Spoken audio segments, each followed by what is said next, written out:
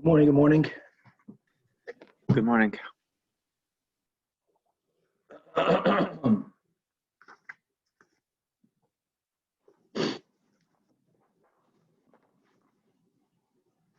guys can hear me okay?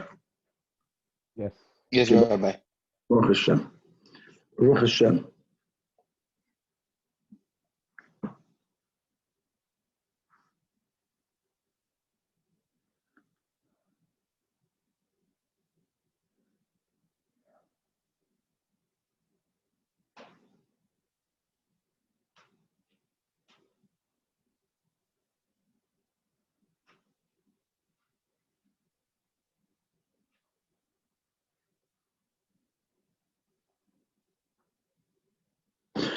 Okay, all right.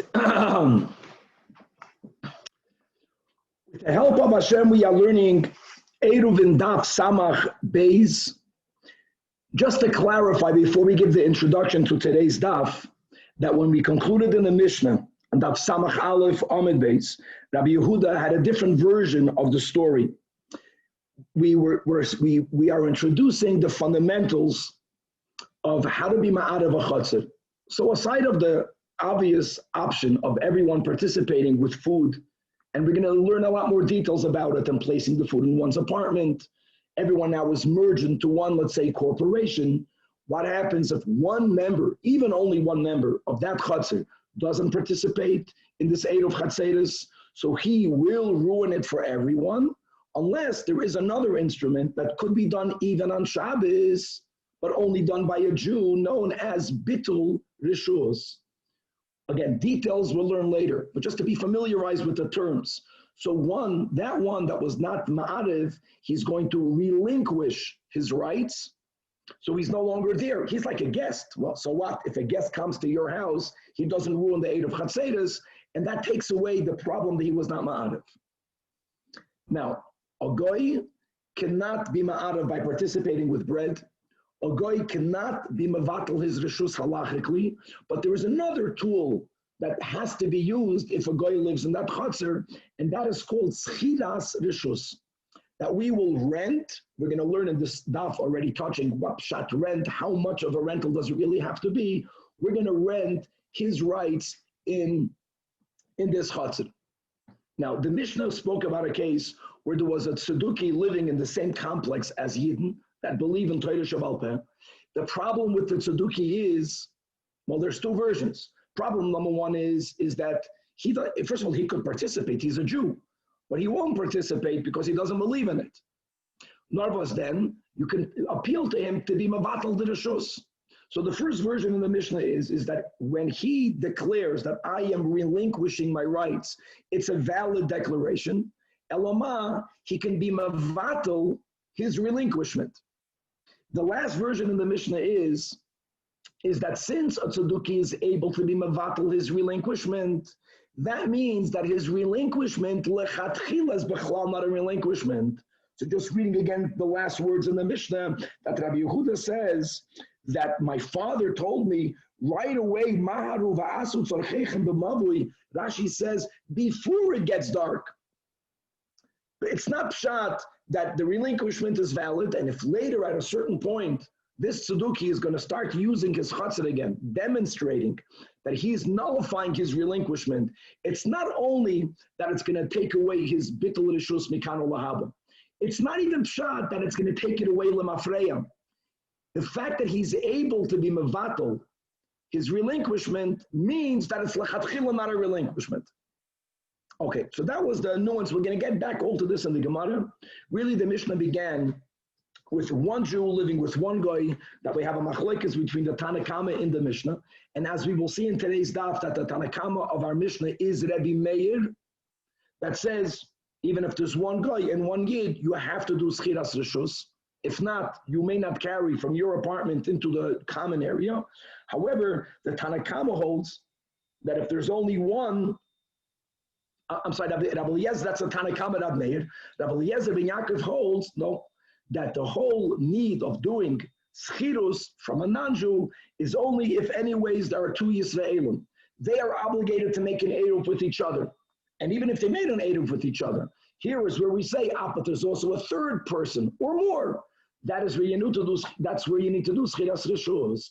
If it's only one yid and one goy, holds Rabbi Eliezer ben Yaakov, such a renting need not be done. Now we're going to have certain terms that we will be introducing. The words are diras akum shema dira, excuse me, or diras akum loy shema dira. In other words, is his residence considered a halachic residence or not? That's going to help us understand better the machlokes. We will also chazer that Rabbi Meir is the Tana that holds chashina lemauta, and really that is the underlying reason why the Tanakama, which is Rav Meir, argues with Rabbi Eliezer ben Yaakov. We're going to introduce why do we have to do schiras reshus from a goy? Why? First of all, you can do business transactions with a goy; they're 100% valid. So let's say if you need to have an eruv, be ma'arif with a goy. Why can he not participate with the bread? And also connected to understanding better the machlokes Tanakama and Rabbi Eliezer ben Yaakov, and ultimately we will see that the issue here is that Chazal did not want for a yid to live in the same complex with the goy. Shema yilmad mimasov. That will be the underlying reason. We don't want for there to be too close of a socialization, which happens when you live under the same roof. I know it's not the same house, but it's in the same yard. Shema yilmad mimasov. And we'll see how that affects the machlokes again between Amir and Rabbi Eliezer ben Yaakov. We're going to learn some dinim of Bnei Noach. For example, Ben Noach nerag even al pachus mishama pruta. If a Ben Noach violates any one of the Shema mitzvahs Bnei Noach, there is only one punishment, and that's the capital punishment. On top of that, what's unique is when it comes to the gzela, to the geneva, right? The Shema mitzvahs Bnei Noach has an amana to remember what they are. Right? I learned this from Rab Leib. Is first of all the three avedas for which we have to give our lives for, which is adultery, idolatry, and murder. And then the four other is Aleph Beis Gimel Dalet, Even Menachai, which means generally not to be cruel to animals. Beis is Birchas Hashem. I know that in English, Beis stands for blasphemy, but we don't even want to use those words. So instead of the emes, which is not the curse, we say not to bless God, B'lashon Saginon. The Gimel is Geneva Gzela, and the Dalet is for Dinim. So Geneva Gzela by a Ben Noach, we'll see Rashi, we'll learn a lot of Rashi, God willing, it's a relatively short daf. He's going to be punished even for Pachas Mishama Pruta, and that's a capital punishment. And finally, we're going to read in the Gemara the rule that whenever Rabbi Eliezer ben Yaakov is mentioned in the Mishnah, Halacha ki Rabbi Eliezer ben Yaakov, really there's a three-way machlokes Amoraim. In a detail, is it halacha ki Rabbi Eliezer ben Yaakov, which means that you darshan so in public? Is it only minog ki Rabbi Eliezer ben Yaakov? Rashi says minog means that it's like a case-by-case judgment. And if someone asks a Rav on this case, he'll say, yeah, the halacha is like Rabbi Eliezer ben Yaakov. We're noyag like him. But you don't l'chatchila announce before you hear the case that anywhere where Rabbi Eliezer ben Yaakov opines, we follow him. And then there's a third version that Nohagu Ha'am Ki Rabbi Eliezer ben Yaakov, which really only means that if after the fact someone did like Rabbi Eliezer ben Yaakov, we tell them, well, fine, now that you already did it, well, since you did like Rabbi Eliezer ben Yaakov, you're good, b'di'evet. But we actually paskin like the first version, that halacha Ki Rabbi Eliezer ben Yaakov. Now here's the question, and this question we'll have at the end of Daf Samach Beis, and it's going to take us for another daf and a half. And it's a shas sugya not related to ERUVIN. There's a rule that a student, a Talmud, may not render halachic rulings in the vicinity of his teacher. We'll define this more, God willing, tomorrow, but that's the general rule. Question is, do you apply this even, for example, when the question is regarding a Rabbi Eliezer ben Yaakov's machlokes? So it's now that we have the klal, and we're going to go with the version that wherever Rabbi Eliezer ben Yaakov is written in the Mishnah, the halach is like him. Is that called rendering a halachic ruling? Can I, as a Talmud who is in the vicinity of my Rebbe, still paskin? I know the psak din, halachic Rabbi Eliezer ben Yaakov. I'm not rendering a halachic ruling. Everyone knows already that halacha is Rabbi Eliezer ben Yaakov or not, or even such a ruling is prohibited. That will be the opening of this whole sugya that God willing will continue a lot on Daf Samach Gimel as well as on Daf Samach Dalet. Okay, so let us start. We're going to start in the beginning of the Gemara. We're going to be focusing on the first machlokes in the Mishnah again, Tanakama, which is Rabbi Meir, Rabbi Eliezer ben Yaakov. We're speaking now about a Jew living with a goy in a general area. Each one has a house, but they share common area. They share a chatzir. The Rabbi Meir holds, you got to do schirus. And if you didn't do schirus, then you can't carry. Now let me clarify something. What does it mean you can't carry? You can't carry, we'll have to halt up in this whole sugya. It's easy, but just to clarify, I can't carry not from the Jewish apartment to the chutzner, nor may the Jew take something from the Goyish apartment into the chutzner, because there's no schiras rishus. Says Rabbi Eliezer ben Yaakov, no, we don't say that. If you have two Yisraelim that are living together and therefore they are asering each other, even if they made an eruv, but since there's two Yisraelim, that is where you also have to do a schiras rishus from a non-Jew. If it's just one Jew and one guy, then such a need is not there. So the Gemara says that Yosef Abaye bar Oven, my lighting is not so good, here we go. Yosef Abaye bar Oven, V'Rab Chinana bar Oven, and the Yosef Abaye Gabayu, they were sitting these two of them in front of Abaye, and the Yosef V'Kamri, Bishloim Rabbi Meir, and as we'll see in the Gemara in this Amud later, that the Tanakama is Rabbi Meir. A guy's presence prohibits carrying from the house into the chutzner unless you do schiras rishus. It makes sense. Obviously, he must hold kusavar that diras oivet kichavim shmadira. It's halachically considered a residence, and that's the whole takana lochayra of Shlomo HaMelech. I mean, that is the takana of Shlomo HaMelech, that even though everyone is living in a Rishus HaYachid, and going from a house into the chutzner is going from one Rishus HaYachid to another Rishus HaYachid, and they are adjacent one to the other, says Shlomo HaMelech, you may not carry. They belong to different people. Why should there be a difference? But we're beginning, these two Amoraim were asking, Elon, Rabbi Eliezer ben Yaakov, my Kosovar, Mimanav Shachi, Kosovar Dira Savit Kichavim Shmadira, well then Afilu Chadna Menitza. Then even if there are two Yisraelim living together, then why should the presence of a guy's ownership in a house there create a problem? Yes, the Jews have to do Eruv Chatzeris, but they are doing it. But this is what they asked of Abai. So Amalahu Abai. Before I answer you the Shvara of Rabbi Eliezer ben Yaakov, don't think that you hopped Rav Meir, the Tanakama, so easy. You did not. To make us a blanket statement, it is not correct. Now we're going to have more details of this Bryce on the bottom of this Amr and Samach Beis Amid Beis. But listen to the words. Has the halachic status, has the status of an animal stable. Now what does that mean? It means a few things.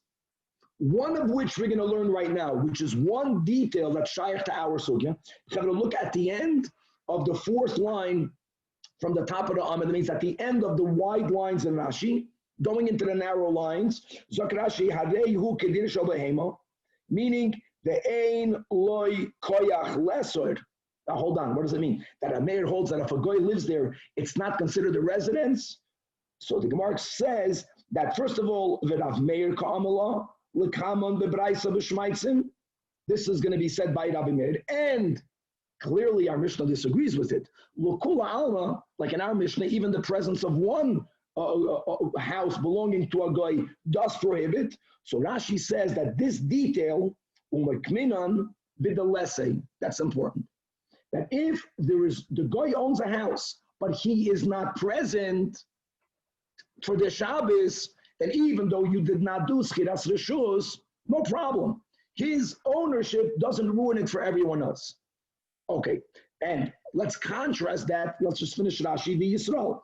That if a Yid owns a house in this chutzner complex, even though the Jew is not present for this Shabbos, if he was not ma'ariv, and if he was not mevatel rishus, he does create a problem. But bottom line, what do we see over here? Says Abaye that the ownership of a goy is not like the ownership of a yid. So don't think you understand Rav Meir and don't only challenge what's the svar of Rabbi Eliezer ben Yaakov. Okay, so therefore, back in the Gemara, Elam, the Kula Alma Diras Oivet Kichavim is not like halachically the Dira of a Yid. which is why this nuance that if a guy owns a house, but he's not present, b'chlal not a problem. If a yid owns a house, he has to be ma'arif, or at least mevatel reshus. However, so now we b'chlal don't understand. Forget about the detail of Rabbi Eliezer ben Yaakov. Why did the Chazal say that we have to make schiras reshus?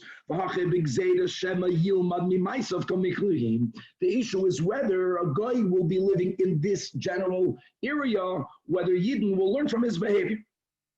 And Chazal felt that they will. So they wanted to deter Yidden living in such a close proximity with Goyim. Now, guys, understand that nowadays there isn't such a gezerah. First of all, the way we live today is very different from the way we lived in the times of Chazal. The size of the homes then were geferlich. There's a thing called a mini house. We lived in mini houses. Mamish, the whole house was 200 square feet, was 400 square feet. Today, those of us who have the schus to go to Yerushalayim, you see they excavated the wealthy houses of the Kahanim. It's Rachmanis. You understand? It's very little. Most of the people's needs were done in the Chatzir, especially in Eretz Yisrael, where it didn't rain for many months in the year, and even in Bavel. Notice, if you lived with a guy in your general Chatzir area, you mamish live together with him. Chazal did not want you to do that. Now, why? Furthermore, first of all, Shema Yilmat. But now there's another counter to their fear. Okay, we don't want you to live together with a guy. Shema Yilmat be myself. But you know what? You anyways won't live with him, because the Goyim in the times of the Mishnah, as well as in Babylonia, many of them were chashud al shvichas damim. And if there is a natural fear to live with them anyway, Chazal don't have to make enactments to prevent you from living with them. You won't do it on your own. However, this is the word. Rabbi Eliezer ben Yaakov holds that kivan do evet kichavim chashud al shvichas damim. Therefore, b'chlal, it's not shchiach for there to be one yid that's going to live with one guy, because that gives them a greater opportunity to kill you. So where was it common, roiv of Yidden that would live with Goyim when you had at least two Jews together? So one would protect the other. Today, the shchicha, the dairu gazraba. Again, even though there are two and the Yidden were not afraid to get killed, but gezeh shama yilmad mimaisaf. Chad, since to begin with, one Yid and one Goy was lo shchiach, so there was no need to make a gezerah. Beautiful. What about Rav Meir? Guys, throughout Shas, Rav Meir is the shita that holds that we are chayshin l'meuta. Fits. So even though the majority cases, one Yid won't live with one guy, but it does happen. So Rabbi Meir, Savar, Zimrin, the Mikri, the Doyer, since it could happen, then a Yid will live with a guy. So therefore, we even have to prevent such a phenomenon, such a setting. And to do that, all that what he said was, do schiras akum. Now, how does schiras akum prevent you from living together? Like, how does that solve it? We'll see in a moment. Now, hold on. Says the Gemara, Ve'amru Rabbanon, Ein Eru Moyo B'Mekoyim Ovet Kichav. B'chlal, to begin with, this is everyone. That as a means of merging between all of the people that live there, and normally we make an Eruv Chatzeros, and Eruv Chatzeros does not work with a guy, even if the guy will give bread, won't be effective. Furthermore, the other option, which is called Bittul Rishus, that we'll be learning a lot about, relinquishing your rights. The aim, Bittul Rishus, Moil Bo'evet Kichav. The only solution we give you if a guy lives here is Ad Sheyaskir, and Chazal knew that the Oivet Kichavim Loi Moigar, that a guy won't easily rent out his property, which means it's going to be extremely inconvenient for you to live with a guy in the same property, because, and then, my friends, Chidus Rishus in the times of Chazal was done on a weekly basis. So if you have to do something with your goyish neighbor, he doesn't want to be involved in. A week in, week out, eventually, either he's going to move out or you're going to move out. And that is exactly what they wanted. Why Shalom Yilmad Mimaisa? Now, question is, why would Chidus Rishus make it inconvenient? Big deal. The guy will be happy. He'll get every week from you a few dollars, and he'll rent out his rishus to you for Shabbos, Mabaya, and for Yantiv. Maybe the guy will be afraid. Every week you're telling him, rent out your rights. Maybe the guy will be afraid that you are trying to push him out. Well, it depends how much of a schidus do you need to affect. Here again, we're going to introduce, there are two ways of understanding the schirus that we do with a guy who lives in the chatzir. That schirus b'riya be'inon, that it's a real schirus, it's a formal rental. We'll see soon what that means. He doesn't want, that makes sense. I don't want to rent out my house. Why would I do that? Maybe if to be a good neighbor, to do it once could be, but to do it every single week, I'm going to say I don't want to do this. But there is another shita that holds that this entire rental is called a, let's say, in Yiddish it means a shvach. It's a weak rental. It's not a real rental. It's like a symbolic rental. So my ikalamemer, how are they somehow guaranteeing that we won't end up long-term living together? Because by saying you got to do schirus, how will that prevent it? And now let's quote this machlokes. The Itman, as it was stated, that there's a machlokes between Rav Chizda, Amar, schirus from a goy is schirus b'riya, and it is Rav Sheshes that says schirus re'ua. Now, what does it mean? The Gemara wants to explain. My re'ua, my b'riya, ilema. It's not about what rights will you have, but it's about how much money you need to give. And schiyus b'riya would mean that you have to give every week to the guy a pruta. And re'ua would mean that you even get away by giving him less than a pruta. Says the Gemara, mi ikel amanda amar, that my oivet kichavim b'pachus mishava pruta loy, that can be. This whole concept of money, shava pruta. The more a pruta more has one status, a pruta less has another status. That whole concept is only shaykh for Yidden, not for Goyim. We'll read Rashi in a moment why. And how do I know that that's not correct? Because Hashalach Rabbi Yitzchak ben Rabbi Yaakov bar Giyoirei, in the name of Rabbi Yechanan, he sent to us in bubbles from Eretz Yisrael. The same Rabbi Yechanan that have a yoidim shesoichrin min ha'ovet kichavim afilu bepachos mishava pruta. Really, there's a machlekes here amongst the achronim. Are we speaking about all transactions? Perhaps Rabbi Yechanan was only referring specifically to this schirus reshus for an eruv, whatever it is. For sure, schirus reshus likula alma could be affected with even less than a pruta. And Rabbi Yechanan, you should know that Ben Noyach Nerog al pachas mishava pruta. Wow! And guys, I want to just read inside the Rashi over here.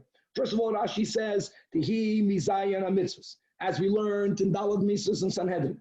And another statement, B'chal v'amar, that Azara shalahem zuhi misasan. Any violation of the seven for goy is capital punishment. And B'ashvina Rabbi Yechanan, the akum, this is very important, Rashi, loy machil afilu apachas mishava pruta. Let's go on the opposite. The reason why a yid, if I, God forbid, steal from you less than a shava pruta, the reason why I'm not obligated to return it is because the owner will be moichel. And akum won't be moichel. And therefore, it's considered bona fide gezel, for which is going to be chayav misa.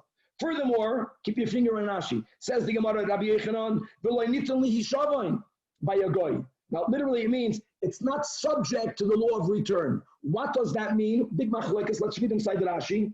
It's not subject to Yishavan, says Rashi. The Gaba Yisrael, only by a Yid, it says, V'heshav es-hagzela. Avo ba'akum moiksiv hashavam. And therefore, if there would have been a mitzvah to return the gzela, even though the guy is not moichel, pachas mishava pruta, he still would not have gotten killed, Rashi. Means if a guy steals from the other, then he'll give it back. Why would he have a capital punishment? He can rectify that which he did. But since by goyim, you're not subject to the law of return. It's not like a lav shenitak la'esa. You can't rectify it. So therefore, he's narag. Coming all back over here, point is that the definition of a formal rental, by schirus b'riya, versus a schirus re'ua cannot be how much money is the minimum needed, because even if the minimum needed is less than a shava pruta, it's still called b'riya. It's called a proper rental when it comes to dinim between Yidden and Goyim. So says the Gemara explains that the machlokes is here between Rav Chizda and Rav Sheshes. Ela b'riya means that when you rent on Shabbos, the Goyish property on Shabbos and Yontiv, it means b'moy harkei, that he's giving you permission to put benches and putting chairs in his property. It's a real rental. It's a rental meaning that you get to change around the usage of that area. And the meaning of you only need to affect the shiur re'uah means that it's not a rental where it gives you any rights as to where to put your furniture. It's just like you do today. You tell a guy, or you tell the manager, or if those are people who hold, you can do it for the whole city together. You tell the mayor of the city that I'm giving you $10 for you to share with me your rights in the city, and you just leave it at that. And it doesn't actually give you any right to do something in the chutzner against the will of the owner or without the reshus of the owner. In other words, is it a symbolic rental or is it a real rental that gives you rights? And now we're coming back to our question. So again, the Gemara is chazanik. So that is needed this brias beinon. Now everything makes sense. Chazal don't want me to live with the goy. Why? Shelma yilmad mi ma'asav. So what's their solution?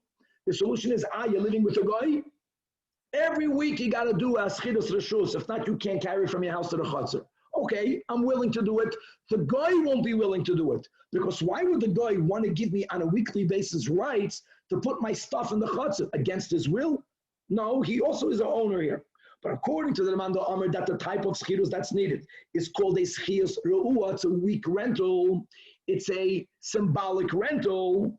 Why would my need of renting his reshus weekly, how will that affect me moving out? How would it resolve the Shelma Yilmad Mi Ma'asav? So the Gemara says, Afila Hache, Chashish Ovid Kichavim L'chshafim, Goyim then suspected that some Jews practice witchcraft, and therefore, when every week we're going over to them, and we are insisting, take a token payment.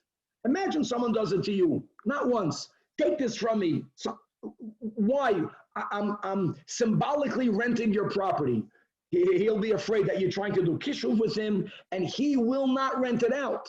And when he will not rent it out, you won't be able to carry from your house into the chutzner. Like we explained, today you can, in Mishkafrella, of course it's better to make an eruv, and you can carry from your house into the common hallway. In those days when your house was this little, if you cannot go use the chutzner, it really ruined your standard of living, the quality of life, and that would cause the Jew to move out, and that is exactly what they wanted. And the question is, if it's only one Yid and one Goy, Bechlal was very rare that we lived one Jew and one Goy, so only Rav Meir, that's Chai Shlomo Uta, also enacted the Schirus Reshus. Wow. Okay, now let's go back. We quoted the Braisa, and we said it's authored by Rabbi Meir, and we explained one detail in the law of the Braisa. We learned that Rashi.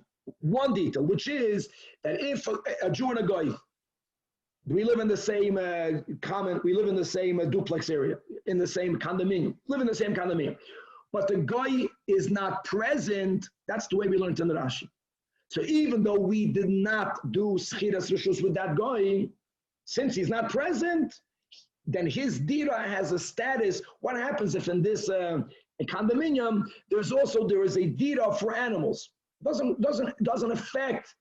It's a dira. It doesn't affect the status of can you carry or not. He's not shaykh to the whole din of eruv. So is the way we learned in the Braisa. Let's read it inside Kufa.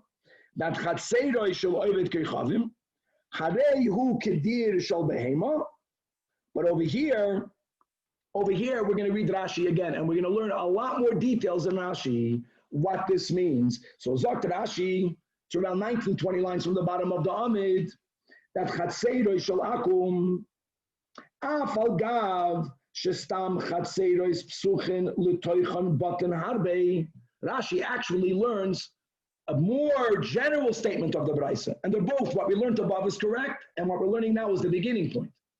Whenever Chazal mention a chutzner, have in your mind, there are many, at least two houses or more opening up to it. Now what happens if you have a chutzner, only owned by goyim, 2 goyim, 100 goyim, and one of them invited you as a guest, and you went here. Now that area is halachically enclosed. It has a din of a reshus hayachid. Are you a Jew? A goyim are not obligated to keep Shabbos. Goyim that keep Shabbos are chayiv misa.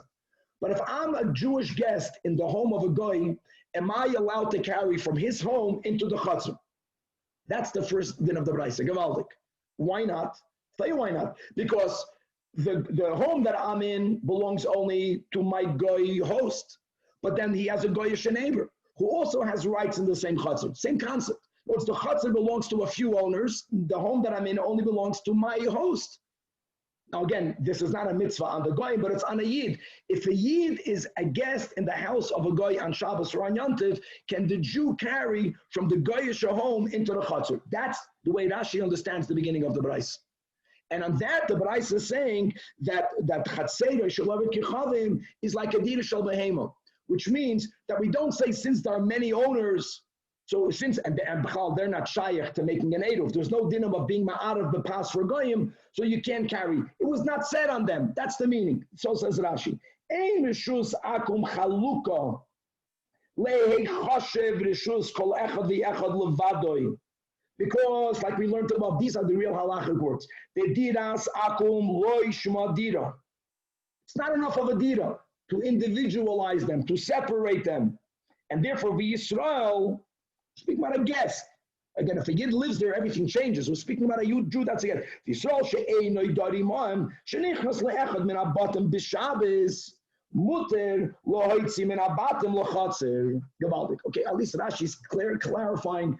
I know. Now we learned above, same statement. Rashi said, there's a Jew and there's a goy, but the goy is not here. That's another detail also included in this brayso. But the general touch of the opening line, that chatzeiroi is the brayso. That chatzeiroi shalevet kachavim harehu kedir shel behema means that if there is a complex, a condominium, in which many goyim own homes, not a single Jew owns anything there, and it all opens up into a common area, it's not included at all in all of the dinim of ERUVIN. Ubemela, a Jew that is a guest in one of these homes is allowed to carry from home into the common area. That's the meaning of the next lines.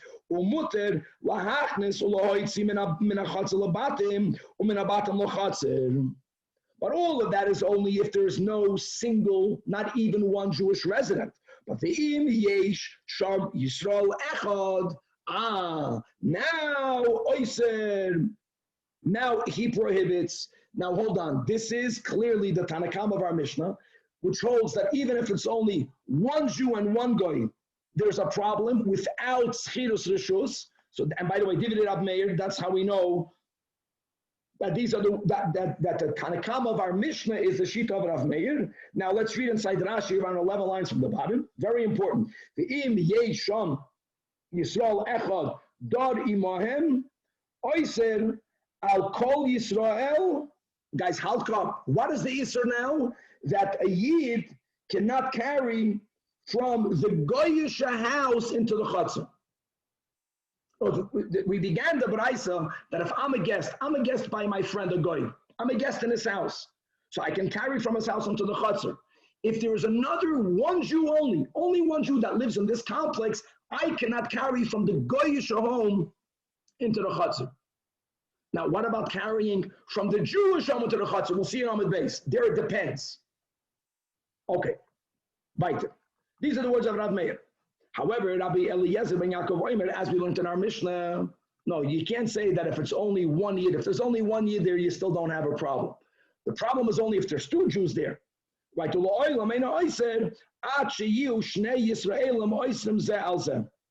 And therefore, and that means, if there are two Yisraelim, even if the Yisraelim joined in an Eruv one on the other, even if they joined in the Eruv, if you did not do Schiras Batim, you know what happens then? Two Isurim happen. Number one, you can't carry from the house of the Yid into the Chatzir, nor can you carry from the house of the Goy into the Chatzir. Both. Unless you do Schiras Rishus. Okay. End of Brais. So now, says the Gemara Omar Mar, that now, yeah, we learned Rashi, but when you hear these words and Divrei Rav Meir, it sounds the opposite of our Braisa, opposite of our Mishnah. How did we begin this page? We spoke about a Tzeduki. By a Tzeduki, who's a Yid, Bittul Schirus Rishus doesn't help.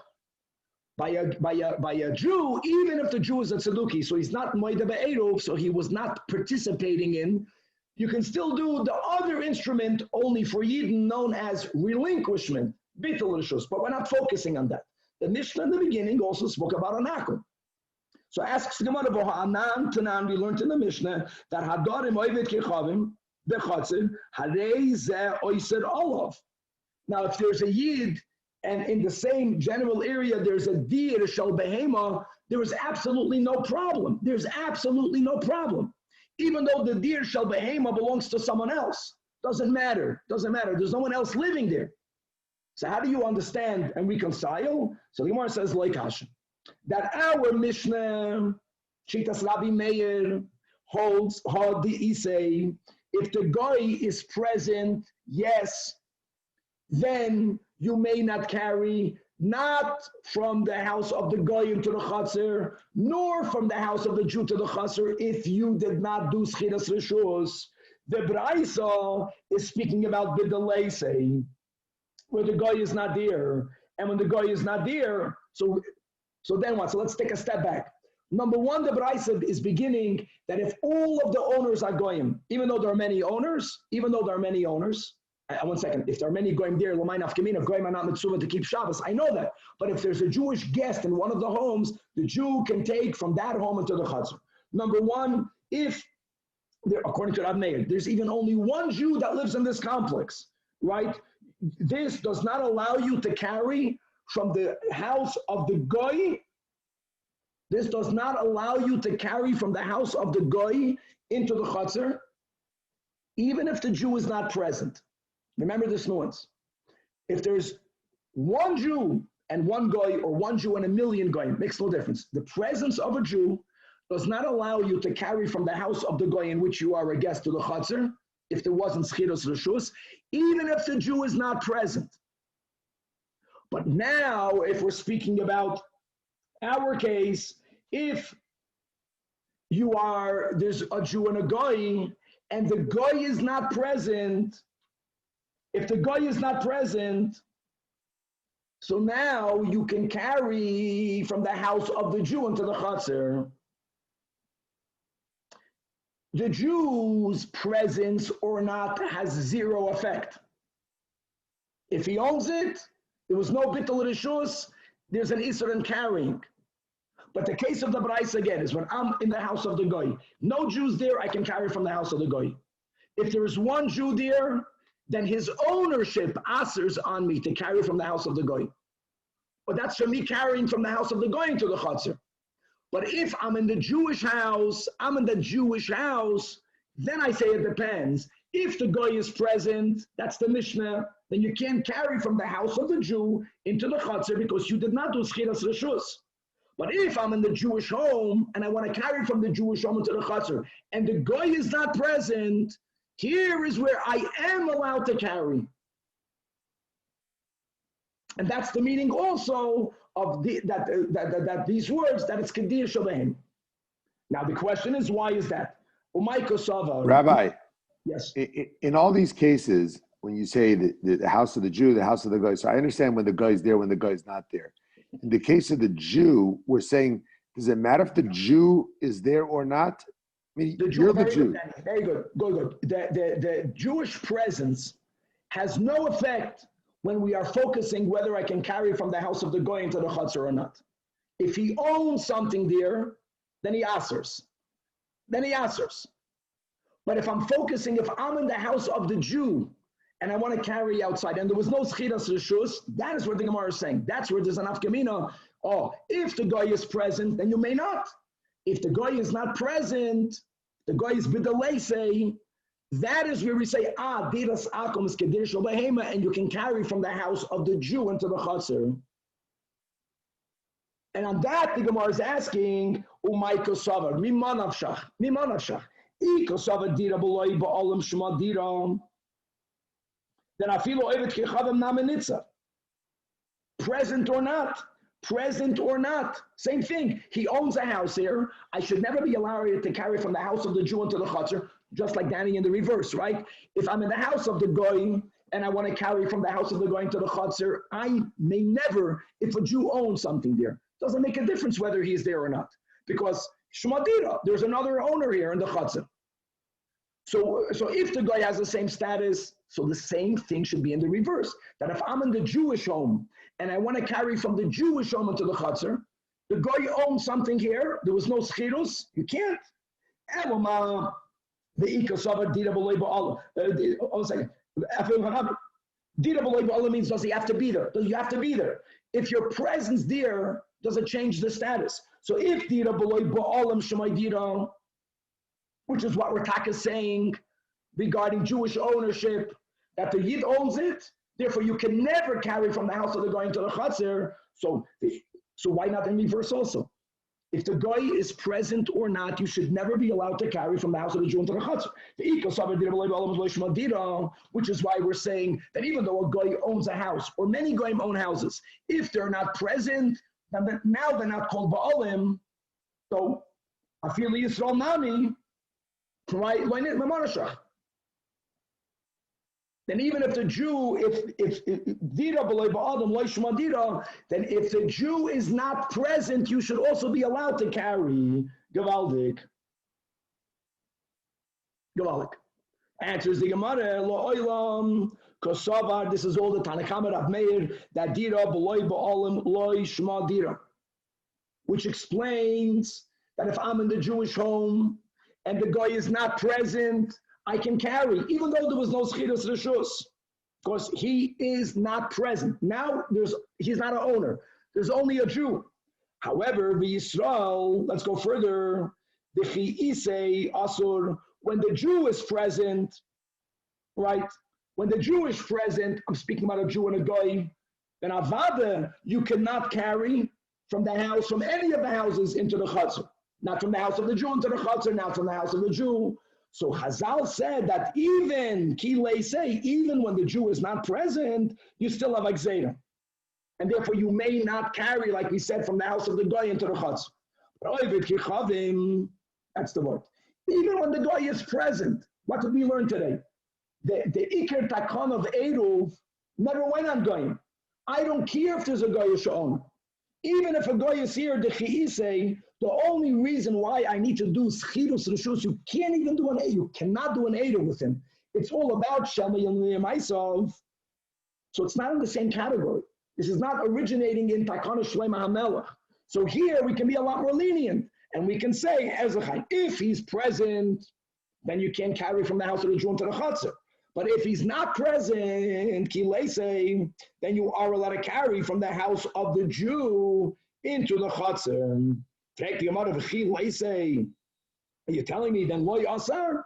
And now we're quoting a Mishnah that we're going to have on Daf Peivav. Listen to this. That Hameniach es Beisoy. V'halach loy lishbois be'ir acheres. Clearly, the Mishnah speaks out. Echad Nachri ve'echad Yisrael. Now we're speaking about a Yid that did not participate in the Eruv. We're speaking about a Goy from whom you did not make Schirus Rishus. Says the Mishnah, Rameir, Oyser, Oygevalt. Clearly, that means you cannot carry from the Jewish home into the Chatzir. Clearly, if another Goy owns a house here, even though Ki b'halach loy lishbois be'ir acheres, mamash astira. Says the Gemara, depends where he went. Depends where he went. Over there, the Mishnah Daf Peivav, the Goy is not present. The reason why he answers is because the Asir b'yoymei, because he's close. First of all, he has no restrictions on traveling, but he's not that far that he cannot make it back on Shabbos. So it's as if, so he's going to come back. If you're going to say, you can carry as long as he's not here. How do you know when he returned? You're going to carry even after he returned. Masha'enkin, we're speaking about a case where the Goy went so far away that he's unable to return today. So here's where we say that, this is the one simple nakuda. If a Jew owns a house, and there was no Schirus Rishus, you may never carry from the house of the Goy into the Chatzar. You, a Jew who are a guest there. In the reverse, if you are in the Jewish home, whether you're the owner, the balabas, you're a guest in the Jewish home, the fact that there is another Goy or more that own a house that did not do Schirus Rishus, will that affect you? It depends. It depends. If they're present, let Rav Meir, even only one Goy, it affects you. Even let Rav Meir, one Goy who's not present and he's that far away that he cannot return, now you are allowed to carry from the house of the Jew into the Chatzar because of this general rule that Diras Akum is, in this context, is like a Dir Shal Behema. Okay. We went into all of the details. Now we're going back to the general machlokes. If there's only one Jew and one goy. So Rabbi Eliezer ben Yaakov is the lenient shita that holds, my friends. B'chlal, you don't need anything. You don't need schirus reshus. You're not concerned about it. B'chlal, the goyim are not part of the whole obligation of making an eruv by Shlomo HaMelech. L'kula alma, it's only shema yilmad mimaisav. Chazal, we're not afraid that you're going to live with a goy b'chlal because he might kill you. You have your own fears. You're going to move out anyway. No enactment was needed. Rav Meir is a machmir. He says, no, you have to do schirus reshus. So says the Gemara, Omar Rav Yehuda Omar Shmuel. Guys, we're entering into a big sugya. First of all, halacha ki Rabbi Eliezer ben Yaakov. Now, this halacha ki Rabbi Eliezer ben Yaakov is not only speaking about ERUVIN. No. Halacha ki Rabbi Eliezer ben Yaakov is a general. Rashi says whenever a Rav is darshaning in public, he should darshan. That when you find Rabbi Eliezer ben Yaakov, halacha is like him. Rav Huna's version is minag ki Rabbi Eliezer ben Yaakov. Minag, says Rashi, you can't give a generic statement that whenever you learn Rabbi Eliezer ben Yaakov, you paskin like him, but on a case-to-case basis, if there's a specific case, like here, and someone asks the Rav, okay, but Poyal Mamish, I'm living in a property, it's me and my goyish neighbor. Do I have to do schiras rishus? You tell him, no, you do not. Because we paskin here like Rabbi Eliezer ben Yaakov. Rabbi Yochanan has the most limiting version. He holds that nohagu ha'om ki Rabbi Eliezer ben Yaakov. Says Rashi, b'chlal, you don't say that halacha ki Rabbi Eliezer ben Yaakov. What you say is that if someone already behaved based on the rulings of Rabbi Eliezer ben Yaakov, what's the expression in English? It's better to apologize than to get permission. That's our expression. Sometimes you want to do something, don't ask for the shus, you might not get it. Do it, and then come later. If someone comes later to the Rav, we'll say, fine, don't worry about it, you had one to lean on. But lechatchila b'chlal lav dafka, we pass them like Rabbi Eliezer ben Yaakov. Now that we have these three versions, three Amar lei Abaye to Rabbi Yosef, that you should know that Kaimalam, Mishnahs Rabbi Eliezer ben Yaakov, Kav v'naki. Literally, that means it's limited. Kav, it means throughout Mishnayos, we don't have that many statements in the name of Rabbi Eliezer ben Yaakov, relative to many other Tanoim, whose opinions are quoted way more than Kav. Kav is 102. I think that's what the Rosh says. And Taka, it's 102 times written in the Mishnah. But wherever Rabbi Eliezer ben Yaakov is quoted in the Mishnah, Naki means that it's pure, that he's right. Okay. Rabbi, isn't Rabbi Eliezer a Shamute? No. Or is it not the same Rabbi Eliezer? Very good. Rabbi Eliezer Stam is Rabbi Eliezer Hagadol, yes, and this Rabbi Eliezer is not that Rabbi Eliezer at all. Now, that what? Here, Rabbi Shmuel, I take back. Here, when he said, Halacha Rabbi Eliezer ben Yaakov was regarding our case. Halacha Rabbi Eliezer ben Yaakov. So together with the fact that over here we paskin like Rabbi Eliezer ben Yaakov, together with the fact that Abaya holds Mishnahs Rabbi Eliezer ben Yaakov is Kavanaki. So it should be so clear that in the case of ERUVIN, where there's one Yid and only one Goy, not two Yidden. By the way, it can be one Goy, two Goyim, three Goyim. The point is it's only one Yid, that you don't have to do any Schiras Reshus, and if there's only one Yid, you don't have to be ma'arav with anyone. You're good to go. Now, as a rule, like we mentioned, that it's prohibited for a Talmud to render a halachic ruling. Learning, we have to learn. But the paskin adin, you may not do it in the vicinity of your teacher. We're going to see what the vicinity means. We're going to speak out tomorrow. How do you apply this today? So here, is this even called rendering a halachic ruling? Because everyone already knows that we paskin like Rabbi Eliezer ben Yaakov. So maybe you should be allowed to do it. Okay. Rashi writes interestingly a couple of lines under the Gemara that Mahu La'roi Talmud Mokim and Abba, he writes 6 lines. Kiven de Loitalia Bisfara, or Milsa Pshitahi, was a ruling means that it's totally Bisfara. You know all the sources, maybe this, maybe that. Your logic will determine what the halach is like. That is something that a Talmud may not do when his rabbi is alive and the rabbi is in this vicinity. But here, it's not totally Bisvara. It's a milsa pshitihi, halacha Rabbi Eliezer ben Yaakov, Mishnahs Rabbi Eliezer ben Yaakov Kavanaki, and therefore, you can do it. Oidilma, here are Rashi's words, chutzpo. In other words, Rashi understands that the issur of not being moed halacha b'fnei rabbi, it's because it's considered a chutzpah. So what's the din? So Amalei tells Rabbi Yosef to his student, right? Rabbi Yosef was a teacher, tells Rabbi Yosef to Abaye, you know something? Afilu be'asa be'kutcha. There's a shaila. Can you put eggs in kutach? Kutach had various ingredients, including milk, right? There was sour milk, but milk.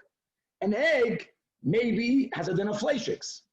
Now we all know that it's not an egg of spativ. Everyone knows that. So if someone is going to ask a Talmud in the vicinity of his Rav, am I allowed to put an egg together with milk? Maybe it's basar b'cholov, right? And when such a question, bo minei and Rav Chizda, during the lifetime of Rav Huna was the teacher of Rav Chizda, and v'loy oirei, in his vicinity. In other words, even when it comes to a milsa the pshita, that's not totally b'sfara. And everyone knows the halacha, you may never render a halachic ruling malakim rabbi. Wow. By the way, there are many that say that even according to this stringent application, a beya in kutach is also such a milsa the pshita that you can render. It's like, what bracha do you make for water? What, you can't tell a person make a shahakal because you're b'mokayim rabbi?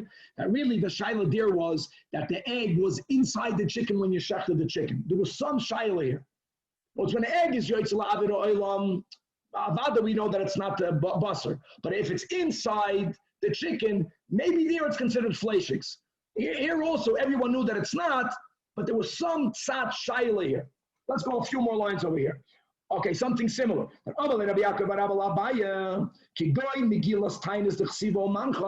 Even before the oral Torah was fully written down, but one of the earliest writings of the oral Torah was that scroll that we don't even have it. We only have parts of it that we compiled from Shas. That there was a Megillah every time Hashem made a nes for the Yiddish people. We made a mini holiday, and there were certain dinim during those days. You can't fast. So if someone asks a question that the answer is written in the Megillah's Tainus, it's, by the way, like today asking a shaila that's written in the Shulchan Aruch.